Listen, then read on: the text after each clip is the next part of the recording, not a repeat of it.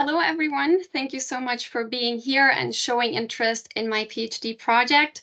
As you've just heard, my name is Hilal Şahin, and I'm a PhD student at the University of Education Schwäbisch Gmünd. And the title of my talk today is Pre-Service EFL Teachers Professional Identity Development in a Course on Multilingualism. You can see my outline for today's presentation here. I will start with some general information about myself and my PhD, followed by a brief overview of the German context, which is where I live and where I conduct my research. Next, I will present my PhD project, starting, of course, with the relevance of the topic, followed by my research project and my research design. And at the end of my presentation, I would be happy to receive some comments and feedback, and I'll try my best to answer any questions that you may have. So I would like to start with some information about myself. I am a primary school teacher. I studied German and English at the University of Education Schwäbisch Gmünd, and I completed my teacher training in July 2019. After that, I started my PhD project within the framework of the so-called Forschungs- und Nachwuchskolleg Heterogenität gestalten, starke Grundschulen entwickeln, which translates to shaping heterogeneity, developing strong elementary schools.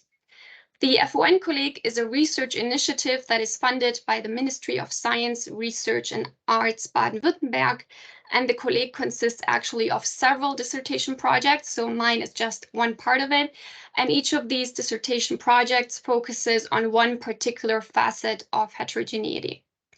I will not go into detail here, but I have put the website here for those of you speaking German in case you are interested in learning more about the Kolleg and the various sub-projects. My doctoral project belongs to the topic area of integrating multilingualism and promoting languages, so I am dealing with linguistic heterogeneity as one facet of this big term, heterogeneity. My work is supervised by Professor Dr. Julien Kudrim-Schmidt here at the PH, who has done a lot of research on plurilingualism, but also on technology, for example. Next, I would like to give you some information about the German context, which is where my research is located. As you may know, Germany is a multilingual and a multicultural society. However, there are no official comprehensive statistics on the languages that are actually spoken here in Germany. That is why I will refer to data on the so-called migrant background to illustrate the linguistic and cultural heterogeneity. And according to the definition of the term, people who were either not born as German citizens themselves or people who have at least one parent who has not held German citizenship from birth are ascribed a migration background. That means that I fall into that category as well. I did not have German citizenship by birth. I had the Turkish one. And it also means that my potential future children would inherit my migration background, even if I married a German person. In the year 2022, almost 30% of the population here was ascribed a migration background. That amounts to about 24 million of 83 million that we have living here in Germany. When we look at the age group of under 5-year-olds, this percentage is even higher, with about 42% of our children here having an ascribed migration background. As a side note, I always say ascribed migration background because I see a lot of issues with the term migration background, so that's why I always refer to it as ascribed migration background. In Baden-Württemberg, which is the federal state where I live and which is colored in red on this map that you can see here, about 36% of people are ascribed a migration background. And if we take a look at statistics for schools, we learn that about 27% of students in German schools are ascribed a migration background. Obviously, the category migration background is only a proxy for multilingualism, so there is no definite answer to the question what languages and cultures actually form part of the repertoires of people living in Germany. A certain migration background does not mean that one is actually able to speak a certain language or know anything about the culture. However, these statistics do show that multilingualism is a starting condition for schooling here in Germany. Now, while we do not have any official statistics for the whole country, there are some estimates on the amount of languages that are spoken here. I'll give you a very brief moment to guess for yourselves before I'll tell you the answer. The answer is that there are more than 200 heritage languages spoken in Germany, and the most common ones are Russian, Turkish, Polish, and Arabic. Moving on to the educational landscape, I would like to say a couple of words about primary English teaching in Germany, and I'm using the federal state of Baden-Württemberg as an example because that's where my research is located. Baden-Württemberg was actually the first federal state in Germany to introduce English for grade 1 back in the school year 2003-2004. A few years ago, however, the introduction of English was postponed to grade 3. There are 2 lessons of English per week, with one lesson lasting about 45 minutes, so there are 90 minutes in total that the students have English in primary school per week. When we look at the teachers, we are confronted with different formal qualifications. That's because when English was introduced as a subject, there were no teachers who were prepared for the specific demands of teaching young learners. According to a study conducted by Posch and Wilden, we have 3 different types of English teachers at German primary schools. First, we have the fully trained EFL teachers, the so-called experts, who received subject-specific training. Second, we have the teachers who attended some kind of in-service teacher training on EFL, referred to as semi-experts. And third, we have teachers who have not received any subject-specific training, the so-called out-of-field teachers. According to the authors of this study, only 30% of English teachers in German primary schools are fully trained EFL teachers. And the so-called class teacher principle that we have here in Germany further complicates the situation. According to this class teacher principle, a teacher usually teaches most, if not all, of the subjects in a primary class, which results in out-of-field teaching being an expected part of primary schooling in Germany. As for the goals, according to the curriculum in Baden-Württemberg, which is called Bildungsplan, the main aim of EFL teaching lies in the development of communicative and intercultural competence. After 2 years of English, children are supposed to reach level A1 of the Common European Framework of Reference for Languages, which means that they should be able to communicate in everyday situations with commonly used expressions and elementary vocabulary. Apart from that, EFL teaching is supposed to lay the foundations for lifelong language learning, as well as competent engagement with multilingualism and cultural diversity. So as you can see, multilingualism is not only a starting condition for schooling, it is also a goal. Now that you have an overview of the German context, I move on to my PhD project, starting with why the topic is relevant. As you all know, multilingualism is a key part of today's societies. It is certainly not a new phenomenon. However, the scope of multilingualism has certainly changed due to globalization processes like international migration, technological advancements, which have made multilingualism a main characteristic of societies. So scholars say that there is a kind of rediscovery of multilingualism in Western societies. There are many publications and conferences on this topic, so everyone working in the field of language education is inevitably confronted with it at some point or another. This has led to scholars identifying a so-called multilingual or plurilingual turn, as you can see in the title of these 2 seminal books. I have some other recent publications. Here we have multilingual approaches for teaching and learning, and more recently we also have books that actually use the term plurilingual in their titles, as you can see here. And here are some other publications that have recently been put out. So you can see that there is a plethora of books of research being conducted on this topic, which proves just how important it is for today's teachers and for our schools. A key implication of these scholarly endeavors is the recognition that educational institutions need to consider plurilingualism not only as a starting point and goal of education, as I've just shown earlier with the statistics and the official curriculum that we have here, but also as a potential resource for learning. I am not sure if everyone here today is familiar with the term plurilingualism, so I will just very briefly explain it. According to Enrica Picardo, one of the key scholars in the field of plurilingualism, plurilingualism is not identical with the term multilingualism because it differs in its underlying understanding of languages. According to her, as well as other scholars who share this view, multilingualism views languages as distinct, separate entities that exist side by side. So it is like an addition of elements. You have language 1, in my case that would be Turkish, language 2, that is German, language 3, that is English, and they're all neatly separated from each other. So as you can read here, multilingualism refers to the coexistence of different languages, and this is sometimes referred to as a monolingual or fractional view on multilingualism. In contrast to that is a holistic view that considers languages to form a single network with multiple connections. So languages are not thought to be completely separate from each other. Instead, they form this one single repertoire. So as it says here, plurilingualism refers to the dynamic and developing linguistic repertoire of a person. If you like thinking in pictures like I do, you may find the following description helpful to remember the difference. Plurilingualism is not to be understood as a patchwork or a quilt of neatly arranged multicolored pieces, but rather as some watercolor painting in which the different colors merge into one another seamlessly to create something unique.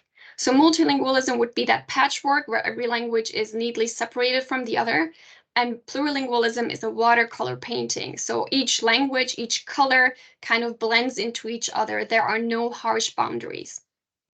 However, I want to also point out that scholars like Marshall remind us that the distinction between the two terms is mainly theoretical. So there are scholars who prefer using the term multilingualism and still mean the same thing as plurilingualism. I, however, prefer using the term plurilingualism because in German it is more difficult to differentiate. Both of them are translated with Mehrsprachigkeit, so having two different terms makes it easier for my students to grasp the difference between the two. So as I just said, according to scholars, plurilingualism needs to be included in the language classroom, and teachers are vital to reach this goal. Today, there is a clear consensus among scholars that it's one of the key duties of language teacher education to prepare our teachers to work with plurilingual learners. Ziegler says that they should be turned into agents of multilingualism. And English plays a vital role in this context. First of all, there is its institutional relevance. English is commonly taught as the first foreign language in schools, and for many students, it remains a part of their schooling experience for many, many years. Second, English is also important to many, if not most students, outside of school as well. They use it on social media, for example, to watch or create reels or videos in English, to add captions to their pictures, to interact with other people, and so on. So instead of English turning into a potential language killer, scholars such as Melo Pfeiffer say that we need to consider English an ally for plurilingualism. To do so, EFL teaching needs to be reoriented, allowing for the integration of linguistic and cultural knowledge of pupils in a way that all learners in the classroom can actually benefit from. I describe this different way of teaching as pluriconscious EFL teaching. And I want to briefly explain the reasoning behind this term that I created. First, pluri refers to the development of plurilingual and pluricultural competence that this kind of teaching is aiming for. And second, I choose conscious over sensitive, which is a word that is often employed in the German context. So they often say things like Mehrsprachigkeitssensibel, which is the word for sensitive. And I don't like the word sensitive because it might imply the need for a kind of cautious attitude towards delicate issues, and also because it kind of implies that everyone who's able to be sensitive should be able to teach this way, and that's just not the case. So since I do not support these connotations, I choose conscious because in my opinion, this word signals a certain kind of awareness of the heterogeneous setting and a willingness of a teacher to take purposeful and planned action. The goal of pluriconscious EFL teaching, as you can see here, is no longer to only develop English language skills of students, but also to promote plurilingual and pluricultural competence through systematic planning by the teacher. So this is not a haphazard or anything goes kind of way of teaching. Instead, the teacher really has to plan these lessons and think about when or why to include other languages and cultures into teaching. PPC can be defined as the ability to use one's linguistic and cultural repertoire to interact and to communicate with others, but also to use this kind of prior knowledge that we already have to learn languages. This reorientation of English teaching applies to different kinds of schooling, but due to my professional background and the focus of the research initiative that my PhD is a part of, I focus on EFL teaching in primary schools. Primary schools offer favorable conditions for the implementation of pluriconscious EFL because this is the first time that children encounter a foreign language in an institutional setting. So English teachers can actually lay important foundations for language learning that children can benefit from in the future as well. Kudrim-Schmidt actually concludes one of her studies by referring to the importance of, and I quote, planting the seeds for plurilingual education at the primary school level, because by the time students reach secondary school, they may have become used to a certain kind of teaching and thus be more reluctant to pluriconscious EFL. So it is important to start as early as possible. The problem, however, is that the institutional reality looks very different, which is the case in many research fields, of course. While the multilingual turn has established itself in academic context, the translation into practice has proven to be a very slow and challenging endeavor. Many classrooms still remain in a monolingual framework, which is what Kulatz and colleagues refer to with the term monolingual legacy. Bonnet and Simon take it a step further, and they speak of a double monolingual habitus, which represents an adaptation of the term monolingual habitus. The term monolingual habitus was originally introduced by German education researcher Ingrid Gogolin in 1994, and she used the term to describe, I quote, the deep-seated habit of assuming monolingualism as the norm in a nation. This habitus is still at work in many educational settings, including universities where teachers are being trained, and it influences teachers' attitudes and practices, and it often leads to the restriction or even ban of languages other than the target language in the classroom. So considering foreign language classes, this habitus turns into this double monolingual habitus, which calls for the exclusive use of the target language with the exception of the national majority language. But this one is also only to be used in specific situation. So that means in an English classroom, the target language is the one that is used most often. And in some exceptional cases, the national language, which in our case would be German, is used and employed by the teacher. So even though classrooms in Germany are multilingual, they have yet to become plurilingual. This is a distinction also made by Picardo, who says that in a multilingual classroom, we have children speaking different languages, while in a plurilingual classroom, both teachers and learners actually include their linguistic repertoires to promote communication and learning. I also want to point out that in Germany, multilingualism is mainly associated with migration-based multilingualism and how to deal with the resulting challenges, not to say problems, that are often mentioned in the literature. This is also evident in our official statistics, which do include questions on a migration background, for example, but not on the full linguistic repertoire that people have.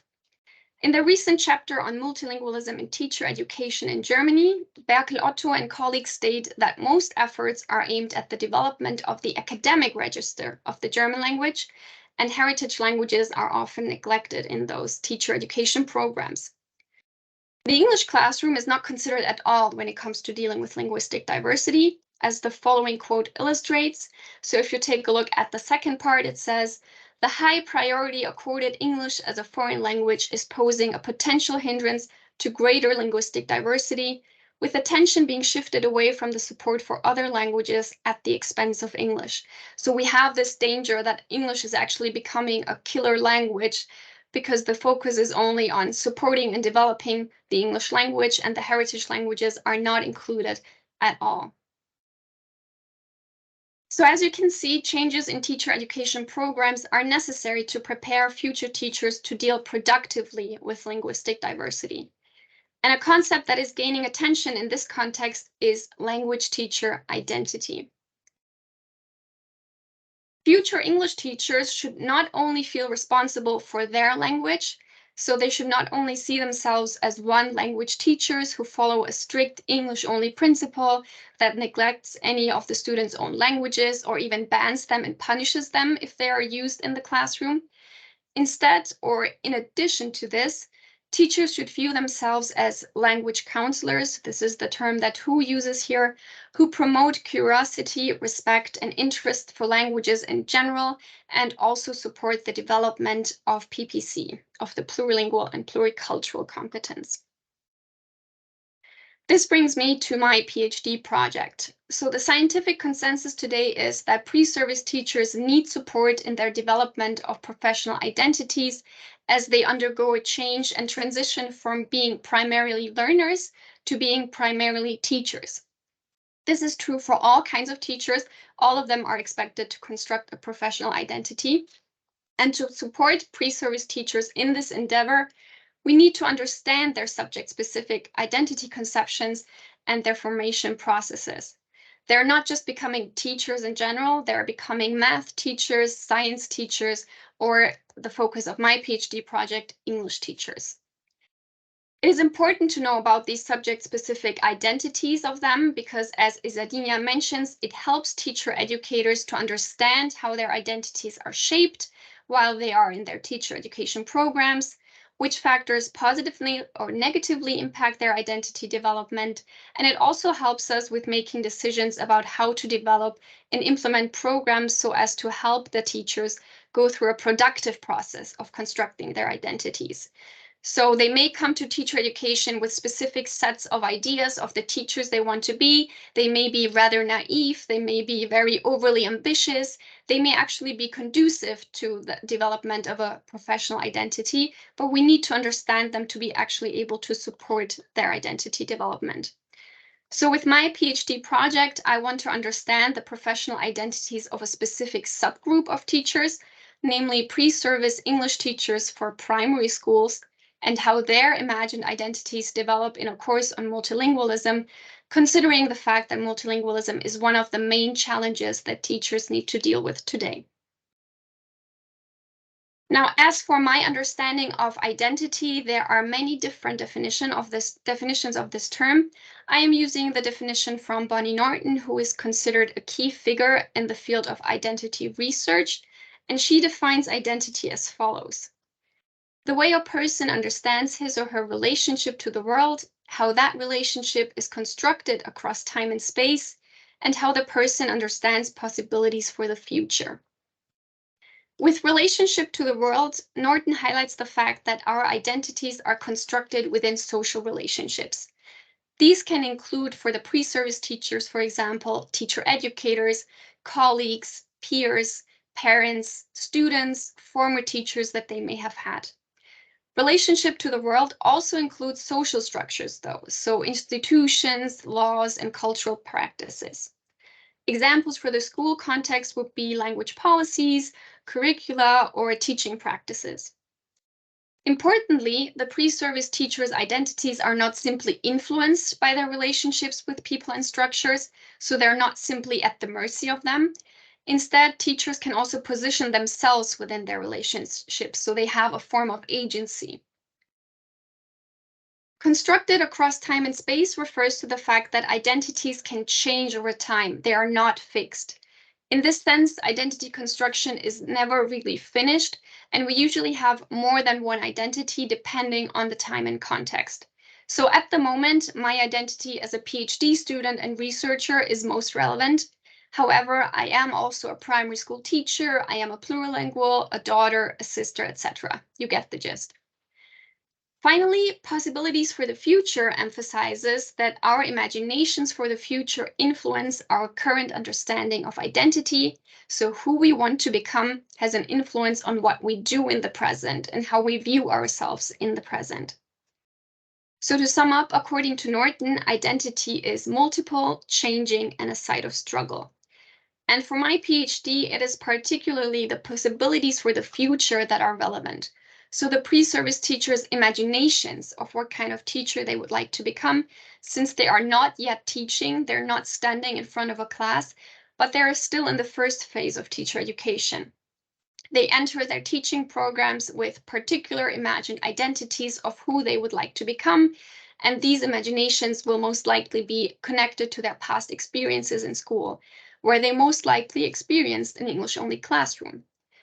According to the current state of research, however, as I've just shown, teachers are expected to include multilingualism into the classroom, so they need to be okay with breaking the rule of the English-only classroom as well. So with my PhD project, I want to find out whether or to what extent the imaginations that pre-service teachers have of themselves are compatible with this call. My overarching research question is, how do future elementary school English teachers reconstruct their imagined professional identities in light of current demands for the systematic inclusion of multilingualism into the English classroom? I am currently in the process of data analysis, trying to break down this research question even further, but I think this gives you a general idea of what I'm trying to achieve with my PhD project. To answer this question, I have designed a qualitative research study. So I am looking at the imagined professional identity development of future English teachers in the context of a seminar. The seminar was called Plurilingualism in the English as a Foreign Language Classroom, and the goal was to provide students with an opportunity to engage with current discussions, with current discourse and research on the topic multi or plurilingualism. Here you can see an extract from the course syllabus. So we had, of course, a session on terminology. We looked at the multilingual turn and what it entails and what that means for English teaching. We had a whole separate session on first languages in the EFL classroom. That's because I had a trial run of this course. And in that, I noticed that students were really struggling with this idea of allowing other languages into the classroom, which is why we had a whole session on this. We also looked at how the multilingual mind works. So we had them translate a text from Swedish into German. So they noticed that knowing other languages can actually help them and that there are connections. We also had a session on plurilingual identity. So apart from allowing other languages to further the English development of students, it was important to me to show them that it's also about identity development. So if we integrate students' own languages into the classroom, we do not only further their English language learning, but we also allow them to develop their identity to the fullest. Then we had 2 sessions on plurilingual tasks where I explained and we talked about what a language learning task is, what makes a language learning task plurilingual. And in the final sessions, we had 14 sessions in total. Students actually presented and implemented their own tasks. And then we had a reflection, which you will see in a second. The participants were 18 future English teachers for primary school, with the majority being in their 3rd semester. So if you remember the types of teachers I introduced at the very beginning, you can see that I am focusing on the future fully trained EFL teachers, so the experts that the other out-of-field teachers may turn to for some advice on teaching English. So these fully trained teachers will actually shape the future of English teaching. The data was collected in the winter term 2021-2022, so the data collection period is over. As for my research instruments, the main instrument that I used were the learning journals. These were completed on a weekly basis, and students were allowed to write them in German, in English, or in a combination of both. That's because I really wanted them to focus on understanding the topics, on reflecting, and not grading their language proficiencies. So they were not graded on their language and the ability to express themselves, which is why they could choose between German or English. The learning journals included questions both on course content, of course, but also on reflection. So they had to think about their prior experiences in school. I will show you some examples in a second. Moreover, we had plurilingual language learning tasks, as I just said. So each one of the students had to design a language learning task based on a textbook that is actually used in primary schools. And those students who needed a grade had to implement their tasks in the class as well. All of the students were also asked to write a reflection on this creation process, how they felt, and whether or not they can imagine doing something in their future practice as well. I also recorded the seminar sessions. So as you've seen, this was in 2021, 2022. So this was still while we were very much in a pandemic. So the sessions were all online and I recorded them to make sure that I have the presentations where the students were teachers all recorded so that I can use them as well. And lastly, we had group interviews at the very end of the term in the final session. For data analysis, I am using the reflexive thematic analysis from Brown and Clark. Now, as I'm still in the process of data analysis, I will not be showing you any results today. So instead, I decided to give you a glimpse into my research instruments and my seminar. So I brought you some extracts from the learning journal that I just mentioned. And in the very first session, I wanted them to think about why they chose to become English teachers. So you can see the task instructions that they had. Why did you choose to become an English teacher? What were the key events and experiences that contributed to your decision? Which aspects of being an English teacher do you look forward to the most? So I have 3 questions because I based this on written narratives. I wanted students to get thinking, to get them talking and writing. So I have these 3 questions, and they answered that during the very first session before they had any input on the topic of the course. As a homework for the first session, I wanted them to think of their understanding of what multilingualism means and also what it means for them personally. So they created language portraits and they had some questions. They could choose to answer some of them. These were not all obligatory. I just wanted to give them some kind of guidance, some kind of inspiration, what they could include in their reflections. In session 4, I asked them to reflect on their own English language learning experiences. So this was after we learned about the multilingual turn and what that means for the English teaching in the future. So that means I wanted them to take a look at their past. How did I learn the English language? What are things that I enjoyed? What negative experiences did they have? And whether or not their teachers actually switched between languages. In session 5, as I just mentioned, we talked about students' own languages in the classroom. So we talked about an English-only classroom versus an English-mainly classroom, where the English-only principle actually originates from. So as a homework, students had to reflect on how they felt about the situation, which Dooley and Vallejo describe as a kind of conflict. Because on the one hand, these student teachers decided to become English teachers, because they're interested in that subject, because they have a certain love or passion for the English language. And on the other hand, there's this course saying, but scholars say you have to include other languages as well. So I wanted them to think about how they feel about this, if they would use the term conflict or use another one. In session 8, we focused on language learner identity. So the focus was very much on their future students and how they could benefit from pluriconscious EFL teaching. And as a homework, I wanted teachers to take a look at themselves. So at their own identity and at their future imagined identity as English teachers. And as you can already tell by the extract from the learning journals, there was a lot of writing to be done. And some students struggle with it. They just don't like writing, for example. So here I decided to include a drawing as well to make it easier for students to get started and get going. So they first drew themselves as the English teacher that they would want to become, and then had to describe this drawing. In the 13th session, this was the second to last session, I asked them if they think pluriconscious EFL teaching fits into their personal notion of the English teacher they want to become. This was because it was almost the end of the seminar, so they had received all of the input, they had read articles, they had learned about the research, so they had a pretty much a good idea of what pluriconscious EFL teaching means. So I wanted them to again think about whether or not this fits within their imagination.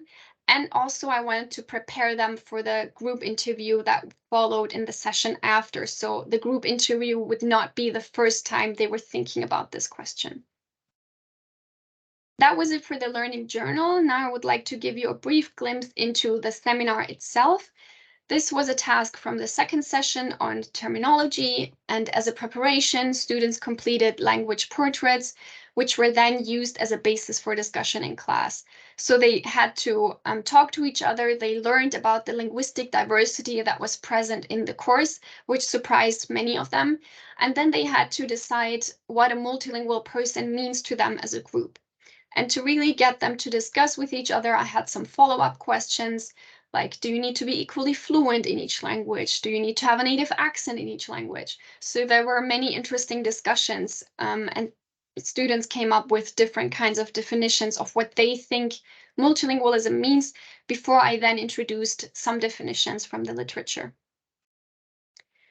In the third session, where we talked about the multilingual turn and its relevance for English teaching, I presented this quote from Ulrike Jesner, saying that every English teacher needs to function as a forerunner and founder of multilingualism, and I asked students to form an opinion on this statement, whether or not they feel prepared, and maybe if they could even think of some examples of what that could look like in practice, because that gives me an insight of what they think multilingualism can look like in English teaching. And finally, in session 5, where we talked about first language in the classroom, we had a discussion in the session before that on a text where the inclusion of students' languages was advocated for. The author was calling for pedagogically based code switching, and in their learning journals, as you've just seen, students had then to reflect on their own English language learning experience. And I've used that homework as a basis for in-class discussion. So I put them into groups and they had to talk about their own experiences regarding the switching between languages. That was it for my presentation. Thank you very much for your attention. If you have any feedback or questions for me, feel free to let me know now. And if you are interested in the references for my presentation, please use this QR code that you can see here. It will take you straight to my references. Thank you.